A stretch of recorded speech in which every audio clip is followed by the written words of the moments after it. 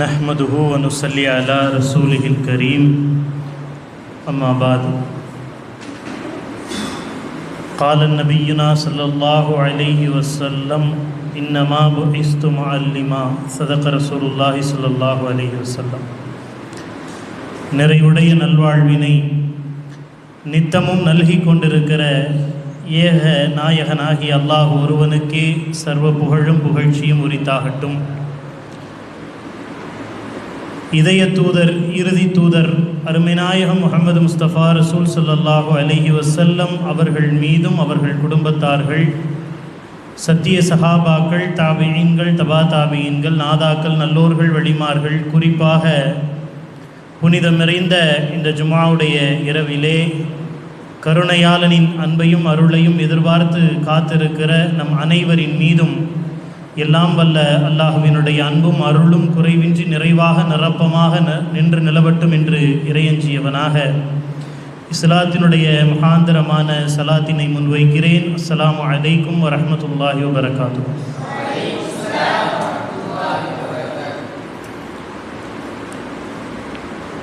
கொஞ்ச நேரம் மட்டும் உங்களோட நான் பேச விருப்பப்படுறேன்.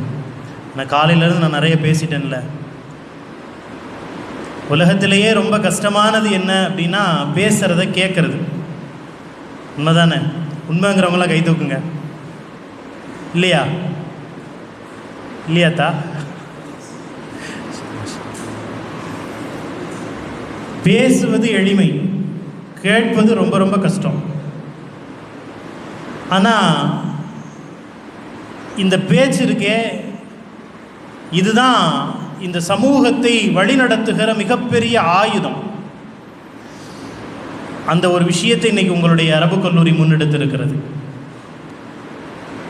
அரபு கல்லூரி என்றால் இந்த கோட்பாட்டின்படிதான் நடத்தப்பட வேண்டும் என்கின்ற ஒரு மன வரைபடத்தை ஏற்படுத்தி இருந்த சமூகத்திலே அரபு கல்லூரி என்றால் இந்த நிலைப்பாட்டை தாண்டி எந்த செயலிலும் ஈடுபட்டு விடக்கூடாது என்கின்ற சூழ்நிலைக்கு உட்படுத்தப்பட்டிருந்த சூழலிலே தனக்கான ஒரு தனித்துவத்தை இங்கு வெளிப்படுத்த வேண்டும் என்கின்ற நோக்கோடு, பாங்கோடு, போக்கோடு பிலாலியா அரபிக் கல்லூரி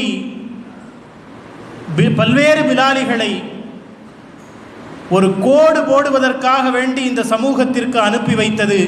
அதனுடைய விளைவுதான் இன்றைக்கு ஆயிரக்கணக்கான அத்தாயிகள் அதில் ரோடு போட்டு கொண்டிருக்கிறார்கள். சாதாரணமான விஷயம் கிடையாது. நான் அடிக்கடி மாணவர்கள்ட்ட சொல்லுவேன், ஷரியத் என்பது நம்முடைய உயிரானது. இந்திய அரசியலமைப்பு சாசனம் என்பது நம்முடைய கண் போன்றது. இன்றைக்கு எல்லோரும் உயிரோடு இருக்கிறோம், ஆனால் குருடர்களாக இருக்கிறோம். விழிப்போடு இருக்கிறோம், விழிப்புணர்வற்ற சமூகமாக இருக்கிறோம். என்னுடைய நீண்ட நாள் ஆசை, நான் ஒவ்வொரு முறையும் எங்களுடைய மஹ்தூமியா அரபிக் கல்லூரியிலே ஒவ்வொரு ஆண்டும் குடியரசு தின விழா, சுதந்திர தின விழாவிலே பேசுகிற போது சொல்லுகிற விஷயம், ஒரு நல்ல சைலன்சர் வச்ச காரில், மூவர்ண கொடி பட்டொளி வீசி பறக்கக்கூடிய காரில் ஒரு IAS அதிகாரியாக, ஒரு IPS அதிகாரியாக ஆலிம்கள் என்றைக்கு தலப்பா கட்டி சுண்ணத்தான கோலத்திலே அதிகார தோரணையிலே வந்து இறங்குகிறார்களோ அன்றைக்குத்தான் இந்த சமூகத்தினுடைய முதல் சுதந்திரமாக, முழு சுதந்திரமாக இருக்கும் என்று அந்த நிலையை நோக்கிதான் இன்றைக்கு அத்தாயி அரபிக் கல்லூரி பயணப்பட்டு கொண்டிருக்கிறது என்று சொன்னால் நிச்சயமாக இதற்கு வித்திட்ட, இதற்கு விதையாக அமைந்த இந்த கல்லூரியினுடைய ஆலா உஸ்தாத் அவர்களுக்கே அல்லாஹ் எல்லா நலவுகளையும் சிறப்புகளையும் தருவானாக. பைத்துல் முகத்தஸ் மீட்பு போராட்டம் நம்மெல்லாம் கேள்விப்பட்டிருப்போம். சலாவுதீன் அய்யூபி ரஹ்மத்துல்லாஹ் அவங்களுடைய தலைமையில் மிகப்பெரிய போரின் மூலமாக அந்த போரில் இஸ்லாத்திற்கு வெற்றி கிடைத்தது. ஆனால் போர்ப்படையினுடைய தளபதியாக சலாவுதீன் அய்யூபி ரஹ்மத்துல்லாஹி அலைஹி அவர்கள் இருந்தாலும் கூட அவர்களுக்கு பின்னால் போர் வீரர்களாக, வித்திட்ட பிறகு விளைத்த மரங்களாக, வில்லிலிருந்து புறப்படும் அம்புகளாக, ஹவுதுல் ஆலம் முஹியத்தீன் அப்துல் காதர் ஜீலானி கத்தஸல்லாஹு சிர்ரஹுல் அஸீஸ் அவர்களினுடைய பாசறையில் பயின்ற லட்சக்கணக்கான ஆலிம்கள் நின்று இந்த போரிலே வெற்றியை தேடி கொடுத்திருக்கிறார்கள் என்கின்ற வரலாற்றை நாம் படிக்கிறோம். என் அன்பிற்குரிய மாணவர்களே, ஆலா உஸ்தாத் அவர்கள் வெற்றி களத்திலே இந்த சமூகத்தின் முற்றத்திலே அத்தாயிக்களை நிறுத்தி இருக்கிறார்கள் என்று சொன்னால், பல்லாயிரக்கணக்கான அத்தாயிக்கள் ஆர்வத்தோடும் பல நூற்றுக்கணக்கான அத்தாயிக்கள் ஆர்வத்தோடும் ஆக்கத்தோடும் இதோ இங்கு வந்து பேசிய ஹஸ்ரத் உட்பட இன்றைக்கு சமூகத்தின் முற்றத்திலே போர்ப்படை தளபதிகளாக நிற்கிறார்கள் என்று சொன்னால், தாரிக் உஸ்தாத் போன்கின்ற வழிகாட்டுதலோடும் விழிகாட்டுதலோடும் இந்த மாணவர்களை கண்ணாடி குவலை போல் கொண்டு செலுத்துகிற பக்குவம் இருக்கிறது அல்லவா? இதுதான் இந்த சமூகத்தினுடைய வெற்றிக்கு அடித்தளமாக அஸ்திவாரமாக அமைகிறது. காலையிலேருந்து அவங்க அந்த சைட்லே தான் நிற்கிறாங்க. இதே மாதிரி தான் ஆலா உஸ்தாது நிற்பாங்க. எனக்கு தெரிஞ்சு அவங்க எந்த மேடையிலே உட்கார்ந்து நாங்கள் பார்த்ததில்லை. எத்தனையோ மேடைகள் அத்தாயினுடைய மிக பிரம்மாண்டமான நிகழ்ச்சிகள் எல்லாம், ஊர் உலகம் பேசப்படுகிற நிகழ்ச்சிகள் எல்லாம் நடத்துகிற சமயத்திலும் கூட, நடைபெறுகிற சமயத்திலும் கூட மாணவர்களுக்கு மகுடம் சூட்டிவிட்டு லுத்துஃபுல்லா அண்ணன் என்னுடைய சகோதரர் அவங்க பேசுவாங்க. நிறைய அத்தாயி முதல்வர்கள் எல்லாம் பேசுவார்கள். இதோ விருட்சங்கள் எல்லாம் இங்கு மேடையிலே இருக்கிறதே, விதை எங்கே என்று தேடுகிற போது விதை மேடையின் ஏதாவது ஓரத்திலே இதே போல் கைகட்டி நின்று கொண்டிருக்கும். அந்த ஆலா உஸ்தாதினுடைய அழகிய சுன்னத்தின்படி காலையிலிருந்து நீங்கள் பேசுவதையெல்லாம் திரைமறைவுக்கு அப்பால் இருந்து மகிழ்ந்து கொண்டிருக்கிறார்கள் என்று சொன்னால், இது போன்ற உஸ்தாதுமார்கள் அல்லாஹுவால் உங்களுக்கு கொடுக்கப்பட்ட மிகப்பெரிய நிஅமத்துகள். இவர்களை நீங்கள் முறையாக பயன்படுத்தி கொள்ள வேண்டும். அப்படி மாணவர்களினுடைய வளர்ச்சியையும் மாணவர்களினுடைய வளத்தையும் மாணவர்களினுடைய நலத்தையும் மாணவர்கள் இந்த சமூகத்திற்காக வேண்டி சமூக பணி செய்ய வேண்டும் என்கின்ற ஆர்வத்தையும் ஆக்கத்தையும் உருவாக்கக்கூடிய ஒரு நல்ல அரபு கல்லூரியை நீங்கள் எல்லாம் தேர்ந்தெடுத்திருக்கிறீர்கள். அன்பிற்கினிய மாணவர்களே, நான் காலையில் ஒரு வார்த்தை சொன்னேன், நீயத் வச்சுட்டோன்னு சொன்னால் மையத்தானாலும் மாறக்கூடாது.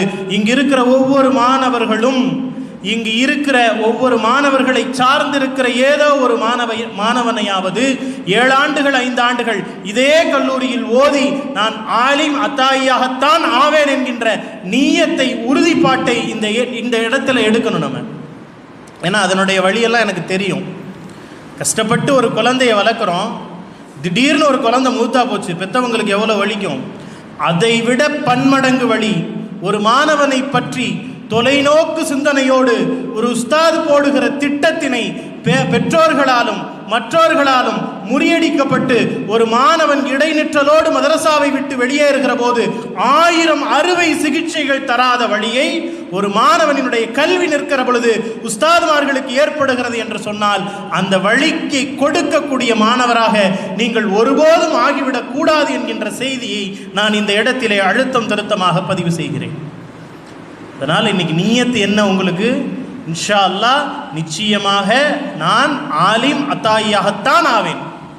அதேபோல் ஆகி முடித்த பிறகு என்னை போன்ற மாணவர்களை அத்தாயிக்களாக்க ஆக்கக்கூடியவனாக நான் மாறுவேன் என்கின்ற நியத்தையும் இன்று நீங்கள் மேற்கொள்ள வேண்டும். அப்படிப்பட்ட நியத்தோடு உங்களுடைய வாழ்க்கை அமைந்தது என்று சொன்னால், தாரிக் உஸ்தாத் போன்ற சீதேவிகளினுடைய பரிபூரண துஆவை நீங்கள் எல்லாம் பெற முடியும். லஹா சொல்லுவாங்க சேலம் அபுத்தாய் ரசத்து பயானில், இது ஒரு சனதுங்கிறது ஒரு வேர் மாதிரி. தாரிகஸ் இப்போ உங்களுடைய உஸ்தாத் தாரிகஸ்துடைய உஸ்தாத் ஆலாஸ்த், இப்படியே போச்சுன்னா அந்த வேர் எங்கே போய் சேரும்? மதினாவை நோக்கி பயணப்படும். மதினாவிலிருந்து ஜிப்ரீலை நோக்கி பயணப்படும். ஜிப்ரீலிடத்திலிருந்து அர்ஷை நோக்கி பயணப்படும். நம்முடைய வேர்கள் தொடர்கள் என்பது அல்லாவிற்கு சொந்தமானதாக இருக்கிறது. அந்த வேருக்கும் தொடர்பிற்கும் கண்ணியத்திற்கும் உரியவர்களாக நம்முடைய வாழ்க்கையை அமைச்சுக்கணும். சாதாரண எம்எல்ஏவுடைய மகனாக இருக்கிறது இந்த உலகத்தில் பெருமை கிடையாது. சாதாரண எம்பியினுடைய மகனாக இருக்கிறது பெருமை கிடையாது. முதல்வருடைய மகனாக இருக்கிறது பெருமை கிடையாது. இவர்களெல்லாம் தனக்கு பதவியும் அவர்கள் உடலிலே உயிரும் இருக்கிற வரைதான் அதனுடைய மதிப்பும் மரியாதையும். கண்ணியத்திற்குரிய மாணவர்களே, நன்றாக விளங்கிக் கொள்ளுங்கள். இந்த உலகம் படைக்கப்பட்டது, இந்த உலக அழிவு நாள் வரை ஈருலகத்திற்கும் தலைவரான அருமைநாயகம் முஹம்மது முஸ்தபா ரசூல் ஸல்லல்லாஹு அலைஹி வஸல்லம் அவர்களினுடைய வாரிசு என்கின்ற அங்கீகாரத்தை நாம் பெற்றிருக்கிறோம் என்று சொன்னால், பெற இருக்கிறோம் என்று சொன்னால், அதற்கான கண்ணியத்தோடு, அதற்கான உறுதிப்பாட்டோடு, அந்த ஷரியத்தை உயிராக மதிக்கக்கூடிய வாழ்வாதாரத்தினை நமக்குள் கொண்டு வர வேண்டும். சாதாரணமாக ஒரு தண்ணி குடிக்கிறத கூட நம்ம இடது கையில் சர்வசாதாரணமாக குடிச்சிடக்கூடாது. ஏன்னா இந்த சமூகத்தினுடைய பார்வை நம்ம பக்கம் இருக்குது. நம்ம தான் இன்ஜின். நம்மை தொடர்ந்து பல ரயில் பெட்டிகள் இருக்கிறது. நாம் கொஞ்சம் அசந்தோம், தடம் மாறுவது நாம் மட்டுமல்ல, ஒட்டுமொத்த இஸ்லாமிய சமூகம் என்பதை உறுதிப்பாட்டோடு நாம் நம்ப வேண்டும். எனவே அன்பிற்கினிய மாணவர்களே, நீங்கள் எல்லாம் சிறந்த மாணவர்களாக, உயர்ந்த மாணவர்களாக வர வேண்டும் என்று சொல்லி உங்களுடைய பேச்சாற்றலை நிறைய வளர்த்துக்கணும். அல்லாஹ் குர்ஆனில் 41வது சூறாவில் 33வது வசனத்தில் ஒரு சவால் விடுறான். என்னுடைய பேச்சை பேசுபவர்களை காட்டிலும் இந்த உலகத்திலே சிறந்த பேச்சை யாராவது பேசுவது உண்டா? ஏன்னா அல்லாஹ்வினுடைய மெம்பரும் மெஹராபும் நம்மிடத்திலே ஒப்படைக்கப்பட்டிருக்கிறது. இந்த சமூகம் நாம் சொன்ன கேட்டுருவாங்க. அதாவது டாக்டர் கைவிட்டவர்களெல்லாம் ஓதி பார்க்க வருவது என்னவோ அஜரத்திடத்தில் தான். அறுவை சிகிச்சையினால் குணப்படுத்த முடியாத நோய்கள் எல்லாம் அல்ஹம்து சூராவால் குணப்படுத்த முடியும். நம்ம தான் சிறந்த மருத்துவர், நம்ம தான் சிறந்த நீதிபதி, நம்ம தான் சிறந்த ஆசிரியர், நம்ம தான் சிறந்த குடும்பத் தலைவர், நம்ம தான் சிறந்த சமூக தலைவர். இது அத்தனைக்கும் நமக்கு அடிப்படை வாழ்வாதாரம் நம்முடைய பேச்சு திறமை. அதனால் நம்முடைய பேச்சு திறமையை இங்கிருந்தே வளர்த்துக்கணும். அதற்கு முழுமையாக நம்ம மன்றங்களை பயன்படுத்திக்கணும். ஒரு ஊரில் ஒரு கதை சொல்லவா? சுருக்கமாக முடிச்சிட, ஒரு 10 நிமிஷம் மட்டும் டைம் கொடுங்க, இல்லை ஒரு 5 நிமிஷம் கொடுங்க. நிறைய பேர் அசந்து போகிற மாதிரி இருக்கு. தூக்கம் வருதா? இல்லை. ஒரு ஊரில் மீலாது விழா தொடர்பயான் இப்போ அங்கங்கே அல்லாவோட உதவியில் ஆரம்பிச்சிட்டாங்க. இடையில கொஞ்சம் நிறுத்தி இருந்தாங்க. மீலாது விழா தொடர்பயான் நடக்குது. ஒரு வயசான நன்னிமா பாட்டி என்ன செய்கிறாங்க, அந்த மீலாது விழா தொடர்பயானில் போய் உட்காடுறாங்க. அப்போ எல்லாம் பயான் எப்போ ஆரம்பிக்குன்னா 10 மணிக்கு ஆரம்பிப்பாங்க, 12 மணி 1 மணிக்கு முடியும். ரசூலுல்லாவுடைய வரலாறை 12 நாள் பேசி 12வது நாள் ஊர் விருந்து அந்த மாதிரிலாம் நிறைய பகுதிகளில் நடக்கும். அப்போ அந்த மாதிரி ஒரு ஊரில் ஒரு அம்மா போய் உட்காடுறாங்க. உட்காந்துட்டு காலையில் என்ன செய்கிறாங்க, அவங்க வழக்கமாக ஒரு வீட்டு வேலை பார்க்கக்கூடிய ஒரு மூதாட்டி வீட்டு வேலை பார்க்கறதுக்காண்டி போகிறாங்க. கொஞ்சம் காலதாமதமாக போயிடுறாங்க. இந்த வீட்டினுடைய முதலாளி கூப்பிட்டு கண்டிக்கிறாரு, எதுக்குமா நீ இவ்வளோ லேட்டாக வர்ற, அப்படியெல்லாம் வரக்கூடாது அப்படின்னு. உடனே அந்த அம்மா சொன்னாங்களாம், எங்கள் ஊரில் மீலாது விழா நடக்குது, மீலாது விழாவினுடைய சொற்பொழிவு நடக்குது, ரசூலுல்லாவை பற்றி பெரும் மார்க்க அறிஞர்கள் எல்லாம் பேசுகிறார்கள், அதை பேசிவிட்டு கேட்டு விட்டு வருவதற்கு கொஞ்சம் தூங்கிடுறேன், அசதியில் என்னால் வர முடியல, கொஞ்சம் பொறுத்துக்குங்க அப்படின்னு சொல்கிறேன். இருந்தாலும் அவர் ஏற்றுக்கலை. 4-5 நாள் இப்படியே கண்டிச்சுக்கிட்டே இருக்கார். கிட்டத்தட்ட ஒரு வாரம் ஓடிடுச்சு. இன்னும் ஒரு 4 நாள் தான் நிகழ்ச்சி இருக்குது. அப்போ அந்த அம்மா வழக்கம் போல் காலதாமதமாக வர்றாங்க.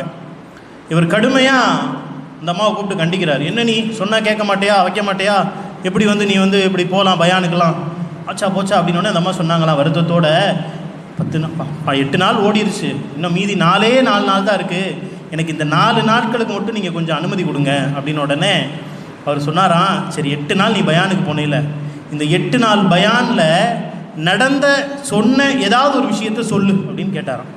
உஸ்தாத்மார்கள்லாம் பாடம் நடத்திட்டு கேட்டால் சொல்லுவோமா? அது உஸ்தாத் அது தான் சொல்லுவாங்களா மாட்டாங்களா? நான்லாம் எழுப்பி ஆனால் கேள்வி கேட்டால் சொல்லுவேன், எதுக்கு சார் எழுப்பி விட்டீங்கன்னு கேட்பாங்க. பாடத்தை எதுக்கு எழுப்பி விட்டேன்னு கேட்பாங்க. அந்த மாதிரி மாணவர்கள்லாம் இருக்காங்க இன்றைக்கி. 1000 தாய்க்கு சமம் ஒரு ஆசிரியர். ஏன் ஒரு தாயால் தூங்க வைக்க முடியாத குழந்தைகள் எல்லாம் ஒரு பீரியடில் ஒரு ஆசிரியர்னால் தூங்க வைக்க முடியும்ல. அது மாதிரி அந்த அம்மா முழிச்சிருக்காங்க, ஒன்றுமே தெரியலை அப்படின்னு. பத்தியா, நீ எல்லாம் பயானுக்கு போய் என்ன பண்ண போகிற, உன் மண்டையில் ஒன்றுமே ஏறலை, உனக்கு தேவையா, நாளையிலேருந்து கரெக்டான நேரத்துக்கு சரியான நேரத்துக்கு நீ வேலைக்கு வரணும் அப்படின்னு உத்தரவு போடுறாரு. இந்த அம்மாவுக்கு ஒன்றுமே புரியலை, என்னடா இது இப்படி சொல்லிட்டாரே அப்படின்னு மறுபடியும் போய் கெஞ்சுது. இல்லை ரசூலுல்லாவுடைய மஜ்லிஸு, நான் போய் தான் ஆகணும், எனக்கு கொஞ்சம் அனுமதி கொடுங்க. அவர் ரொம்ப கோவத்தில் என்ன பண்ணுறாரு, பக்கத்தில் சாணி அல்ற கூடை இருந்துருக்குது. சாணி அல்ற கூடை, குப்பையும் சாணியும் கலந்த ஒரு கூடை கிடக்குது. அந்த கூடையை எடுத்து இந்த கூடையில் கிணத்துல கைத்தை கட்டி தண்ணி இறங்குறாரு. இந்த அம்மாவுக்கு ஒன்றுமே ஓடலை, கூடையில் எப்படி தண்ணி இறைக்கிறது? இருந்தாலும் முதலாளி சொன்னால் கேட்டு தான் ஆகணும். உடனே என்ன பண்ணுது, கைத்தை கட்டி கூடையை கிணத்துக்குள்ளே போடுது. ஒரு 4 தடவை முக்கி எடுக்குது, தண்ணி ஒரு சொட்டு கூட வரல. போய் முதலாளிகிட்ட பாவமாக சொல்லிச்சான், இந்த மாதிரி நீங்கள் கூடையில் கட்டி தண்ணி இறக்கி சொன்னீங்க, அதில் ஒன்றுமே நிற்க மாட்டேங்குது, நானும் எத்தனை தடவை தான் இறக்கிறது அப்படின்னு கேட்டோடனே அவர் சிரிச்சிட்டே சொன்னாராம், பத்தியா இந்த கூடையிலையும் இப்படி ஒன்றும் நிற்காதோ அது மாதிரி நீ என்ன பயான் கேட்டாலும் உன் மண்டையிலையும் ஒன்றும் நிற்காது அப்படின்ட்டார். இப்போ அந்த அம்மா சொன்ன வார்த்தை தான் பேச்சாளர்கள் கவனத்தில் கொள்ள வேண்டிய வார்த்தை. ஹபீப் நாயகத்தினுடைய வரலாற்றை, நபியினுடைய வாழ்வியலை இந்த சமூகத்திற்கு எத்தி வைக்க இருக்கிற நாமெல்லாம் கவனத்தில் கொள்ள வேண்டிய வார்த்தை. அந்த அம்மா சொல்லிச்சா, வயசான பாட்டி, இந்த கூடையிலையும் ஒன்று நிற்காதுன்னு எனக்கு தெரியும், என் மண்டையிலையும் ஒன்று நிற்காதுன்னு எனக்கு தெரியும், ஆனால் இந்த கூடையை நான் எடுக்கிற போது சேரும் சகதியும் சாணியுமாக இருந்தது. 4 முறை நான் கிணற்றிலே முக்கி எடுக்கிற போது இந்த கூடை சுத்தமானது. என்னுடைய ரசூலுல்லாஹ்வுடைய வரலாறை கேட்க கேட்க கேட்க என்னுடைய கல்பு சுத்தமாகிறது என்று அந்த மூதாட்டி சொல்லி இருக்கிறார். அப்போ இந்த விஷயத்தை எத்தி வைக்க இருக்கிற நம்முடைய கல்பு முதலிலே தூய்மையாக இருக்க வேண்டும்.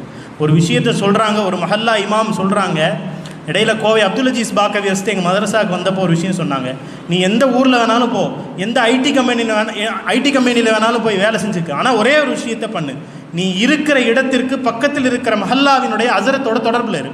நீ எந்த தப்பும் பண்ண மாட்டேன், நீ எந்த தப்பு வாழ்க்கையில் பண்ண மாட்டேன். ஆக தடமாறுகிறவர்களை, வழிமாறுகிறவர்களை நம் நாவு கொண்டு சரி செய்கிற ஆற்றலை அல்லாஹ் நமக்கு கொடுத்திருக்கிறான். அன்பிற்கினியமானவர்களே, நான் ஒரு தமிழாசிரியர். திருக்குறளை நடத்தாமல் சென்றால் இந்த அவை பரிபூரணப்படாது. இறைவன் நமக்கு 5 புலன்களை கொடுத்திருக்கிறானா இல்லையா? என்னென்ன என்ன அர்ஷத் சொல்லுங்க. நான் 5 பரலு கேட்கலப்பா, நான் கேட்டது 5 புலன்கள். களிமா தொழுகை நோன்பு இல்லை, 5 புலன்கள் கேட்டேன். உடம்புல இருக்கிற 5 புலன்கள் யாராவது சொல்லுங்களேன். யாராவது ஒருத்தர் சொன்னால் நல்லாயிருக்கும். சரி, நானே சொல்கிறேன். கண்ணு, மூக்கு, வாய், காது, உடல். இந்த 5ற்கும் இறைவன் கொடுத்திருக்கிற வேலை என்ன? கண்ணுக்கு கொடுத்திருக்க வேலை என்ன? பார்ப்பது, அழுவது. மூக்குக்கு சுவாசிப்பது, நுகர்வது. வாய்க்கு பேசுவது, மெய் உணர்வது, யாராவது தொட்டா உணர்றோம், உணர்வை ஏற்படுத்துவது. காதுக்கு வேற எல்லா 5 புலன்களுக்கும் 2 வேலைகள். காதுக்கு மட்டும் ஒரே வேலை தான். நம்ம யாரையும் பார்க்கக்கூடாதுன்னு நினச்சா கண்ணை எவ்வளோ நேரம் வேணாலும் மூடிக்கலாம். கொஞ்ச நேரம் நம்முடைய மூச்சை கூட இழுத்து நம்மால் அடக்கி கொள்ள முடியும். வாயை மூடிக்கொள்ள முடியும். சாப்பிடாமல் நாம் இருந்து பழகியவர்கள். தொடாமல், தொடு உணர்வை ஏற்படுத்தாமல் தனிமையாக கூட இருந்து கொள்ள முடியும். நாம் என்னதான் ஆழ காதை அமுத்தி மூடினாலும் கூட அடுத்தவர்கள் பேசுவது நம்முடைய காதிலே. செல்வத்துள் செல்வம், செவிச்செல்வம், அச்செல்வம், செல்வத்துள் எல்லாம் தலை. அந்த செவிக்கு உணவு தருகிற பொறுப்பை இந்த பேச்சாற்றலின் மூலமாக நாம் இந்த சமூகத்திற்கு கொடுத்து கொண்டிருக்கிறோம். விளங்குதா? இப்போ குர்ஆன் பற்றிலாம் பேசுனாங்க நிறைய பேர். நல்லா விளங்கிக்கங்க. வரலாற்றில் நான் அறிந்தவரை எல்லா நபிமார்களுக்கும் வேதங்கள் ஏடாக கொடுக்கப்பட்டது. நம்முடைய ஹபீப் நாயகம் முஹம்மது ரசூலுல்லாஹ் ஸல்லல்லாஹு அலைஹி வஸல்லம் அவர்களுக்கு மட்டும்தான் அல்லாஹ்வுடைய பேச்சாக ஜிப்ரீல் மூலம் கொடுக்கப்பட்டது. நாயம் ஸல்லல்லாஹு அலைஹி வஸல்லம் அவர்கள் ஹஜ்ஜத்துல் விதாவிலே பேசிய அந்த 20 நிமிட உரைதான் இறுதி நாள் வரை இந்த சமூகத்தினுடைய கட்டமைப்பாக இருக்கிறது என்று சொன்னால், அன்பிற்கினிய மாணவர்களே, நம்முடைய பேச்சாற்றல் என்பது, நம்முடைய பேச்சு என்பது நம்முடைய மூச்சுக்கு சமமாக இருக்க வேண்டும். மற்றவர்கள் பாராட்டுகிறார்கள், மற்றவர்கள் புகழுகிறார்கள், மற்றவர்களினுடைய புகழ் வார்த்தைக்காக வேண்டி நம்முடைய பேச்சு இல்லாமல் நம்முடைய பேச்சின் மூலமாக அடுத்தவர்களுடைய உள்ளமும் அடுத்தவர்களினுடைய வாழ்வும் மாற வேண்டும் என்கின்ற வாழ்த்து செய்தியை உங்களிடத்திலே பதிவு செய்துவிட்டு, நீண்ட காலமாக முகப்புத்தகத்தில் மட்டுமே பார்த்து கொண்டிருந்த இந்த அத்தாயி அரபிக் கல்லூரியிலே பெரும் ஆளுமைகள் எல்லாம் பேசிய, பெரும் ஆளுமைகள் எல்லாம் வந்து தடம் பதித்த இந்த பாவியான எனக்கு வாய்ப்பளித்த தாரிக் உஸ்தாத் அவர்களுக்கும் வல்ல இறைவனுக்கும் நன்றி கூறி விடைபெறுகிறேன். வாஹில் தாவானா அல்ஹம்துலில்லாஹி ரப்பில் ஆலமீன்.